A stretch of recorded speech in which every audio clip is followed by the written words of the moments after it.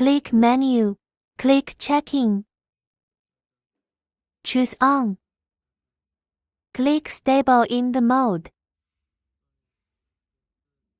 Click Wait in the type. Choose High-Low in alarm mode.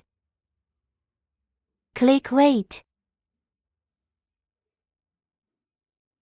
Set the lower limit to 50 kilograms. Set the upper limit to 120 kilograms. The first weight is 39.6 kilograms below the lower limit. The alarm sounds. The yellow warning light is on.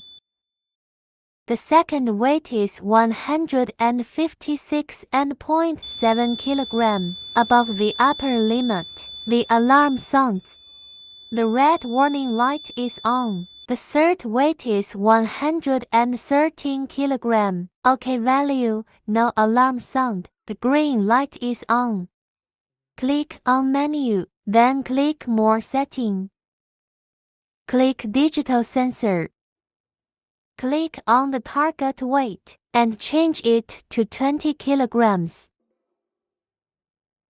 Put a 20 kilograms weight on the first corner. Click Adjust Corners to calibrate the value. Do the same steps for the other 3 corners.